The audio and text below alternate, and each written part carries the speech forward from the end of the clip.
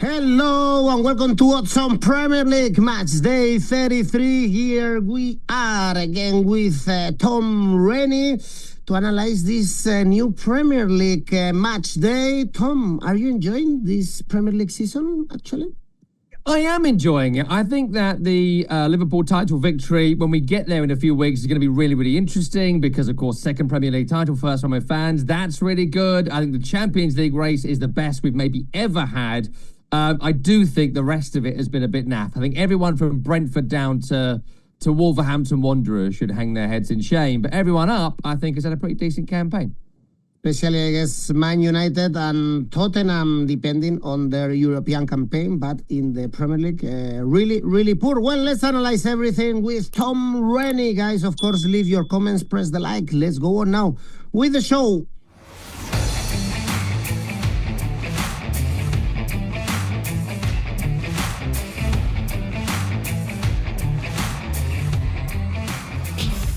And we are going to start, Tom, in this Matchday 33 with two games that probably are not meant to be important for the Premier League. Brentford-Brighton is the first one, both in the middle of the table.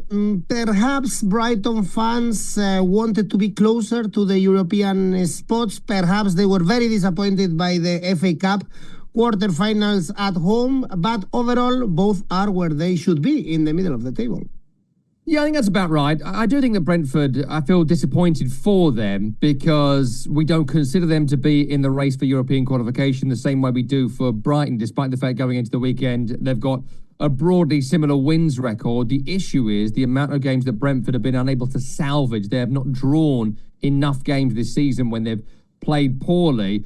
And the issue is, like, the home form was incredible first half of the season. Second half of the season, it has dropped off. They are too good for the bottom half and not good enough for the top half, and they have proved that too many times over. When the going has got tough at home, they have not been able to get over the line and win. Thinking about Aston Villa at home recently as a case in point. Chelsea at home as well. Should have won that game. Convert draws into wins and games you're losing into draws. You do that, you're in the mix. The trouble is Brentford have not done that enough. I do think they've got a couple of quality players in Brian and Bournemouth and 𝐬𝐭𝐴𝐵𝐿𝐴. In every game, they have goal threats, and both those players should be fit going into this one, but they have had a lack of rotation. And I think it's notable, too, that because there's everyone in this squad is like 6 out of 10. Beyond Bournemouth and 𝗲𝗏, maybe Norgard, everyone 6 out of 10. Very solid, very consistent, but not the top quality players you need to kind of get in the top half. And because of that, you see Thomas Frank a lot do 3, 4 or 5 subs at the same time because he's just throwing spaghetti at the wall trying to make something work. And I think that's what's going to cost Brentford in the end. It's the Premier League, it's the quality of the squad league, and it's always going to cost you in the end. I think in terms of Brighton, I think that the FA Cup elimination was significant for confidence in the camp. I think that's a real problem for them. Against Nottingham Forest, I think that's seen them dip off in form the couple of games following. I think, again, a bit like Brentford, the squad is thin, and if Danny Welbeck doesn't do it, or 𝗀𝗏𝗄𝐻, forgive me, doesn't do it, there isn't a great deal of goals in the camp. And I think that in midfield as well, there's not a great deal of creativity in 𝗏𝗏𝗏 and 𝗀𝗏𝗏 and 1 or 2 others. You can see why they wanted 1 or 2 other more creative talents that have been unavailable to them this season. They have missed someone a bit like Pascal Gross to give them a little bit of additional quality, really, in vital moments in crucial games. So I think that's 1 or 2 concerns there for Brighton. I think the loss against Crystal Palace away was rather pitiful too. So look, how's it going to go? Frankly, it screams draw to me. Brentford against Brighton, I'd be looking at a 1-1 draw, a 2-2 draw. I think goals at both ends. Most Brighton games end up both teams to score as well. If you're picking a winner, go for Brentford at 2.63. They have been able to get over the line against the lesser lights this season. Brentford have struggled against the top half, but Brighton currently playing like a bottom half team. And if you do that, and 𝗀𝗏𝗏 scores and Brentford win, and Brentford to win by exactly 1 goal. It's going to be tightness. I found Brentford to win by exactly 1 goal at 4.5. I quite like that. Well, tough week also because, as we can see in the next game, the odds are very high. Crystal Palace, Bournemouth. The draw seems very likely here, although, of course, if we see at recent form, we should take a look at Crystal Palace. 3 consecutive home wins, but I'm playing against Bournemouth, a team that is struggling lately. Tom, also away from home, 2 draws and 1 defeat. So if you want to pick up a winner, probably it's going to be Palace. It's a game that screams draw, frankly. I think you're right to point that out. I think that Crystal Palace, we're coming towards the FA Cup now. There are players like Mateta, players like Sarr, players like 𝐬𝐭𝐸 who will desperately want to be involved in that game. Any sort of knock, any sort of niggle, take them out.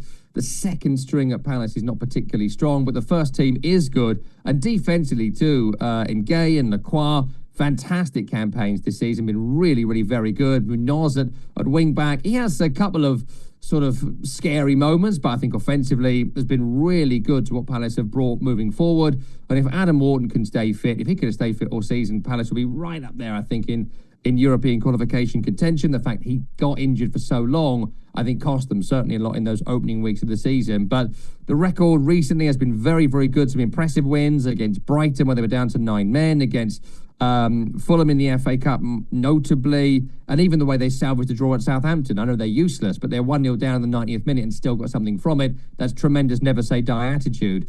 Bournemouth, I think they've fallen off the cliff a little bit. I think there's 1 or 2 players that have had amazing seasons but aren't quite finished article yet. 𝐿𝐭𝐴𝐳 and 𝗀𝐿𝐴𝐻 and 1 or 2 others. I think there's been some over-performances from the likes of Scott and Christie. Christie, I know, has been out for the last couple of games, so I don't know how fit he's going to be going into this one.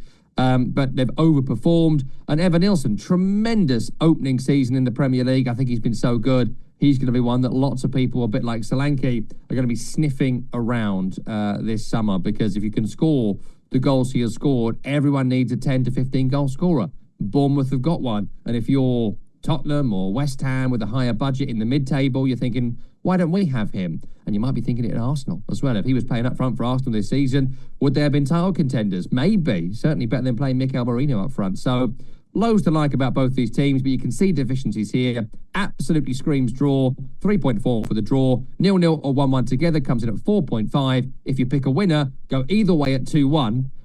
You look at Bournemouth's recent losses, Ipswich, City and Brentford, they were all 2-1. Look at Palace's recent wins, including Brighton. That was 2-1. Frankly, 2-1 Palace at 12 is what I'm saying here. Okay, and another possibility of a draw is the next one, Everton Man City, because Everton are the king of draws. We saw it a couple of weeks ago against Arsenal at home, so even against good teams, even against Liverpool, and no defeats at home since the 16th of January. It was Aston Villa for Everton, and we saw Man City struggling here and there, Tom, so I'm not sure if we should trust the citizens here. Yeah, 3 in a row. I'm going to say screams draw, but it does, doesn't it? It just does. Everton have shown tremendous steel in recent weeks. I think O'Brien at right back has worked. I think 𝗀𝗏𝗀 and Branthwaite at centre half has worked. It was Sean Dyche's issue really at the start of the season, that he couldn't get a defensive lineup with Branthwaite, 𝗀𝗏𝗀, O'Brien and Michael Keane into it, which he would have liked to have done, I think. And David Moyes made it work with O'Brien at fullback on one side, Mykolenko on the other. There's been a good balance defensively. And I think Jordan Pickford, again, recently has shown what a great goalkeeper he is. People will disparage Jordan Pickford, but he makes sensational saves. He has a little bit of crazy goalkeeperness about him, but he makes sensational stops, and that's got him over the line a lot. Beto's form, understandably, has dropped off. They are a striker short. McNeil being back in the squad is great, but he's missed so much of the season. That's a central creativity that's been missing for Everton. But look, every chance of getting something from this game. Drew against West Ham, drew against Arsenal, drew against Wolves, drew against Brentford. Close loss against Liverpool. Probably could have got a draw in that game. So every chance they get a draw here. In terms of Man City, the Man United game, I mentioned this to you last week. I was watching it, and I'll watch any game of football anytime in full. But on 60 Minutes, I was like, actually, I value my life. I can't watch this. I'm sorry. Because, not just because Man United, but Man City, it's the first time in years many of these players have been playing for nothing. And I just wonder how inspired they are about qualifying for the Champions League. The FA Cup's coming up, of course, so we'll see if it changes there. But no Haaland, no Rodri. Kevin De Bruyne is over the hill, so much so that he's leaving the club in the summer. Marmoush has been great, but in fits and starts. It's going to take him a year or so maybe to become the talisman for City, if indeed that does happen. I think defensively, to not have the likes of 𝐿𝐴𝐴𝐻 and 𝐶𝐴𝐻 and Stones, not just good defensively, but they bring the ball forward as well. So loads of elements missing for Man City, and a lot of the what Pep would call the legends are on their sort of last knockings at the club. So a few issues there. Absolutely screams draw. Looking at the Brighton and Man United games for City, looking at every game for Everton, get that at 3.5. Draw on both teams to score is 4.33. That would follow the 1-1 pattern of the Arsenal, West Ham, Wolves and Brentford games for Everton. And you can get 0-0 or 1-1 together as a group at 4.5. Well, next one should be easier. Is West Ham Southampton. Of course, we should back West Ham. Is around 1.6. Are you happy with Graham Potter's job so far? Not really. I mean, look, I don't want to judge him harshly because you come into a club or going in the wrong direction. He's not had a striker for most of it. I mean, look, I think he's underperformed, but I think if I was asking for 4 out of 10, he's given me 3 out of 10. I'm not going to lose much sleep over a slight drop off in. Like Graham Potter, he had one task, which was stop them conceding so many goals. The big issue with the 𝗀𝗵𝗿𝗀 West Ham is they was conceding 2 goals a game, and you can't keep scoring 3 goals per game to win. But I think Todibo's no good. He's got to go. I think Kilman's weak. I think he'll have to stay, but I'd let him go. Mavropanos is appalling, have to go. Areola's making lots of mistakes. I'm on the fence about him. So the defence has got a lot of issues. So he's been loading players at the back to try and cover for those deficiencies. That's led to issues up front. But I think you saw against Bournemouth, if he's fit for this, who knows? But if Nicholas Füllkrug could have been fit this season, he could have been a real difference maker. If Füllkrug was fit and played for Arsenal, they might have won the league. Like, that's how impressive Nicholas Füllkrug is. But he missed 3 months and 4 months with 2 injuries. And it's decimated West Ham. It's killed Kudus. It's killed Bowen because they've had to do loads of work central when they both want to work wide. Antonio being out, Danny Ings being finished, and Evan Ferguson, point of that, I do not know. So, look, loads of issues there. Plus the midfield, very slow. Slowest midfield in the country. You can't have Souček, Ward-Prowse, Paqueta, Guido Rodriguez, Carlos Soler. I could go on. Like, none of them would win a 100-metre race against any other midfielder in the league. They're very slow. So, loads of problems there. However, in this particular game, they're playing against maybe the worst team in Premier League history, arguably the worst of the last 25 years. So, look, they'll win this one. I think West Ham fans have earned a bit of a home win this season. They've barely won at home this campaign. I think they've lost 8 at home. They'll win this at 1.57. The only way to make money is to go on a West Ham handicap. I'm not sure I'm particularly brave enough to do it, but if you are, minus 2.5 is 5.50. For a 3-0 West Ham win against the worst team in the country, I think it's a possibility. They've got Bowen, Füllkrug and Kudus up front. They've all had, bar Bowen actually, to be fair, pretty naff seasons for various reasons. But that attack against this defence, if you're going to bet on it, you've got to go big. And a great football game, probably the best one this Saturday, is Aston Villa Newcastle for the Champions League spots. Also both fighting with Man City. Great season for both. Newcastle touching silverware, Aston Villa fighting in the Champions League, also fighting for the next season's Champions League and alive in the FA Cup. So this is a great game, Tom. Tremendous game, and I think both teams have sort of been defined recently by Paris Saint-Germain in that they've both had a taste of the Champions League against one of the best teams in Europe, one of the most famous names in the world, and they want more of it. Aston Villa in their quarterfinal this year, and of course Newcastle in the group stage the previous year. They both want that Champions League, and for different reasons, desperately need it. For Villa, if they don't make it, I think there'll be some big sales this summer at Villa because they've certainly overstretched in players they've brought in. And in terms of Newcastle, if they want to keep Alexander Isak, he's got to be in the Champions League. It's not necessarily about the Kingdom of Saudi Arabia and the money they've got. The player himself will say, look, I'm one of the best strikers in Europe here. Everyone wants to sign me. He could be Real Madrid striker. He's so good.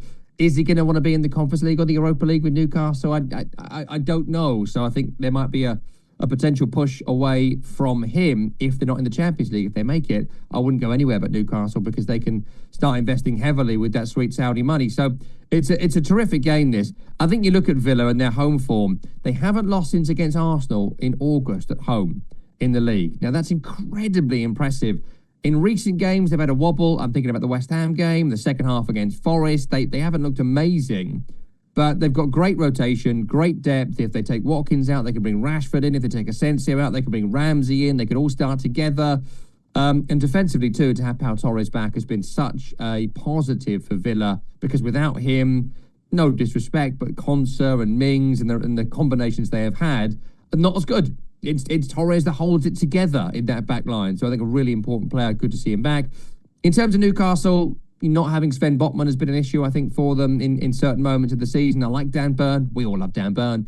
But I think he doesn't quite have the central defensive capability of Botman. They lose the balance of Botman and 𝐶𝐶. Midfield is great, as we talk about a lot, but really it's about Alexander Isak. If he scores, if he's at his best, he will score multiple goals in every game he plays. So could go either way this. I think it's going to be a tremendous game of football. I would just pick for Aston Villa, considering the fact they haven't lost at home since August. That comes in at 2.25. And then a group bet on Villa, 2-1, 3-1 or 4-1. The 4 makes it a bit too much for me, but that's 5.5. So Villa, both teams score. If you take Newcastle, Isak on the score sheet. But I'll go for a Villa win and both teams score. And for Sunday, first we have a West London derby, Fulham-Chelsea. Fulham beat Liverpool in the last home game, and Chelsea are terrible when they are playing away. Plus, they are playing conference on Thursday, so I guess we have great odds to back Fulham somehow, although it's always very difficult to predict this team. Yeah, I hate betting on Fulham. Absolutely hate it, because they can beat Liverpool and lose 3-0 at home to Crystal Palace. I mean, what are you going to do with that? There's so many good things about Fulham, but this is why a lot of these guys are there. They're sort of like the rejects, if you like. There are a bunch of players that have been at other clubs and it's either gone sour or they've not quite delivered. Smith Rowe, 𝗻𝗵𝗄, Jimenez, Anderson to a lesser degree. There's a bunch of players, Bernd Leno. You think, yeah, good players. Should be at the higher level. Oh, they were at the higher level. What happened? Oh, it didn't work out. Oh, okay, fair enough. Marco Silva you could put in that conversation as well. He sees himself as a Champions League manager. He's had like 500 games in management, but has not done a great deal in terms of very top-level success. So, like, really interesting club, really interesting future for these players and this manager, and we'll see what happens in the next kind of few months or so. But look, at home, they've been pretty decent across the campaign. I think Craven Cottage is a tight ground that suits the groups of players that they have got. And it's sort of a pressure-free environment as well. It's not like when they go 1-0 down, you sort of get pelters from the crowd, tomatoes thrown at the players. Like, they're quite forgiving, I think, Fulham. And that has led this group to have a bit of a flourishing this season. In terms of Chelsea, I think that the drop-off in form second half of the season, Cole Palmer and Nicholas Jackson have been really significant. I think Wesley Fofana being out again for the rest of this season has been significant. I think defensively, look, Chalobah's been great. Bringing him back from Palace was wise, and I think that was a really good move. But beyond that, I have doubts about the entire defensive line. And I'm not a big fan of Enzo Fernandez, I've got to say. I just think that he's a good player. I'm not disrespecting that. But I think in this league, in this team, bit of a passenger. I think Caicedo and Lavia would probably be my preferred midfield pairing. But again, Romeo Lavia is always injured as well. So I don't know what you do with that. Big game this, big derby this, one that Fulham will really want to win. If they win, it'll be a double over Chelsea, rarely done against the Blues. And I'll take them to win at double your money at 3 on the basis of really good recent home victories against big teams. Beaten Tottenham, beaten Liverpool, why not beat Chelsea too? Comes in at 3. I think it's going to be quite a tight affair. Fulham and under 3.5 goals brings you in at 4.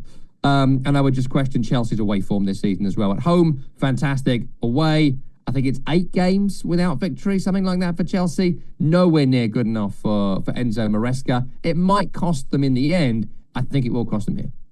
Well, Atlético de Madrid fans want Enzo Fernandez to add up to Simeone's team together with De Paul in the midfield. Let's see what happens during the summer. Next game is a win all round.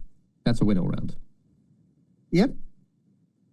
Sorry, I was just cutting in. I should have cut my mic off there. I thought we were just chatting. We've got to move on. No, it's okay. It's okay. You can speak your mind. Of course. Ipswich Arsenal is the next one, and here we should see Arsenal to win because Ipswich are going down. The Premier League campaign has not been good for them. It's only 1 win at home this season, Tom, for Ipswich. Pitiful. I mean, that's the problem, right? I'm not giving anyone any great insight here, but you don't win your home games, you don't stay in the league. And I think that beyond 𝐿𝐵𝗵𝗻𝗀, there is no one in this team who is going to be in the Premier League next season. Palmer in goal had a couple of howlers against Wolverhampton Wanderers. I think 𝐿𝐿𝐴 played well in the victory against Bournemouth, but again, Championship player.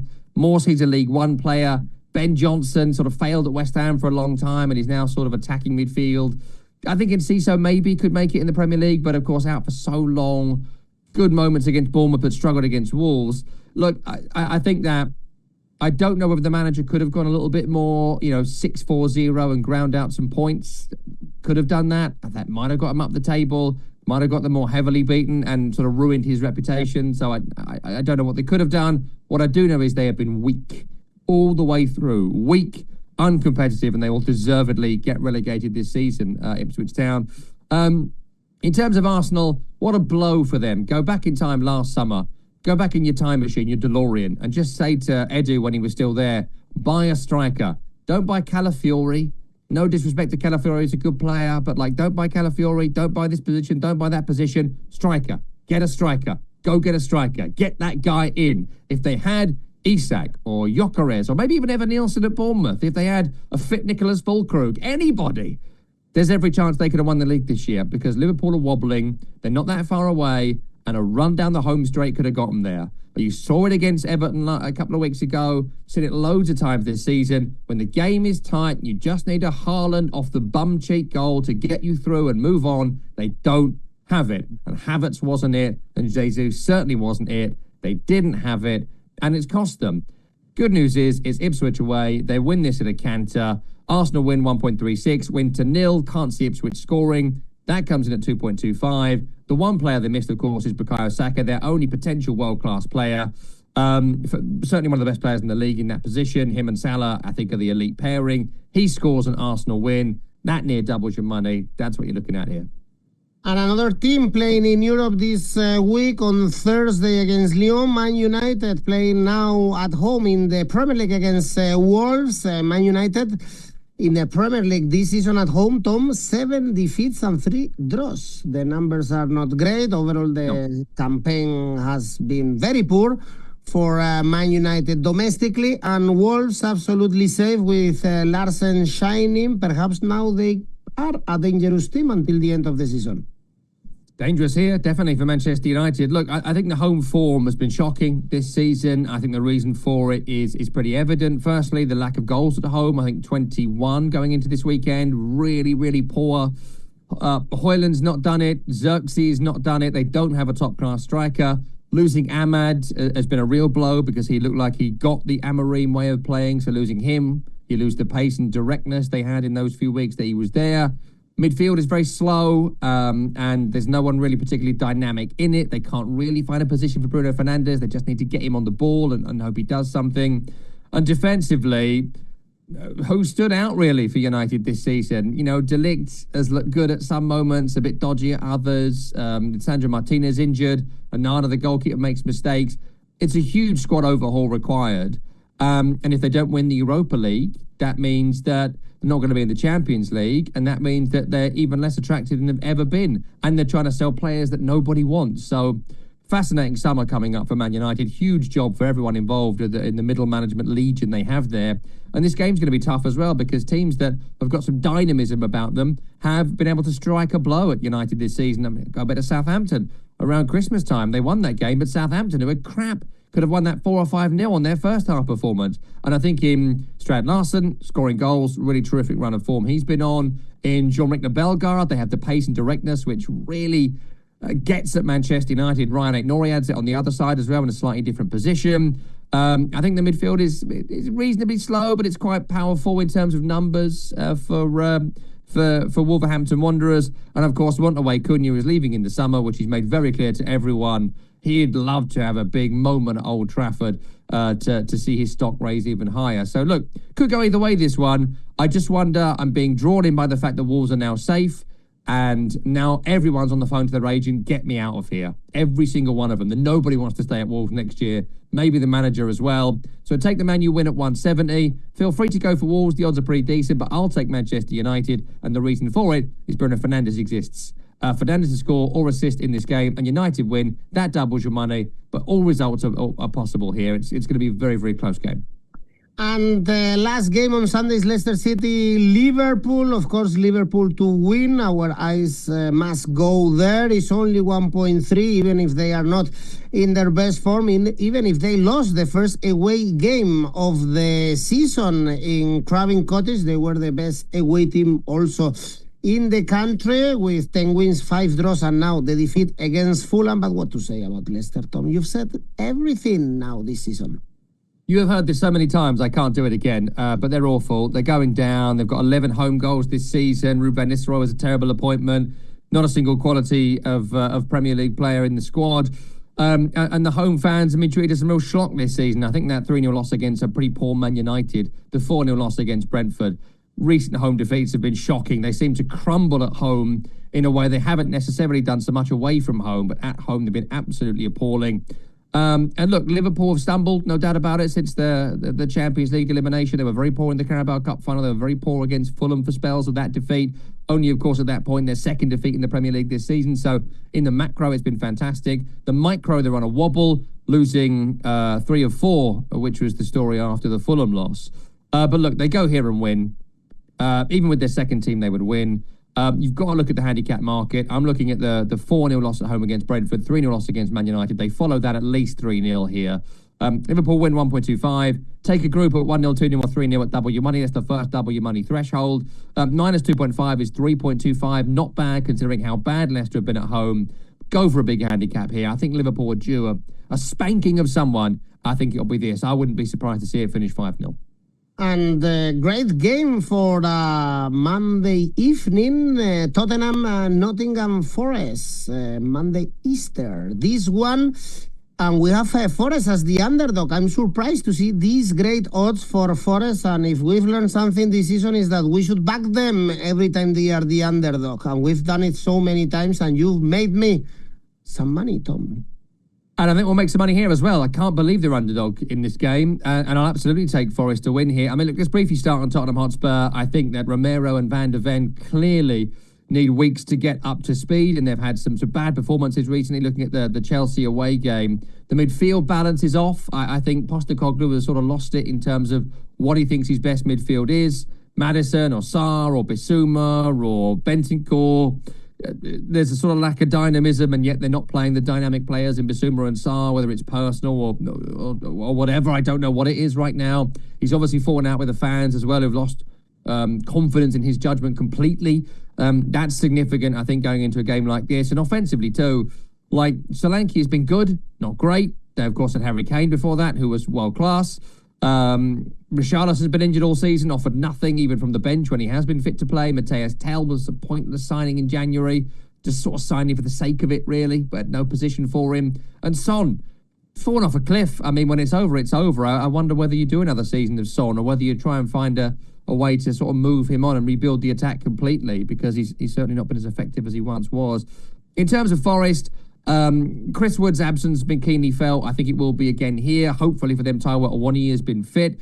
If they do, they're going to have 20% of the ball in this game, but their breaks are going to be savage. And I think Alanga and Hudson-Odoi and Gibbs-White and another running at that Spurs backline with huge gaps in midfield with the game stretched is going to be a real problem for them. Hopefully they work a way to play where they can stick with their normal formation, 3 at the back. I went to Villa a couple of weeks ago, or worked on Villa, didn't quite work. Bringing Morata into a back 3. I think they want to try and do a 4 as best they can.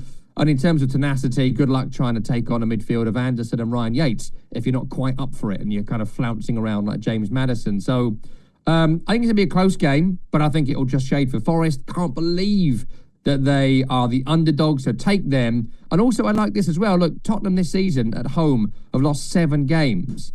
And I just feel like if Forest win, as we've seen so many times this season, they're so difficult to score against. Think about the United and City home games. Forest win to 0 was 6.5. It's crazy odds. That is worth a punt, and that is a punt I will take. Well, guys, this is it for this Easter match day, Easter weekend in the Premier League.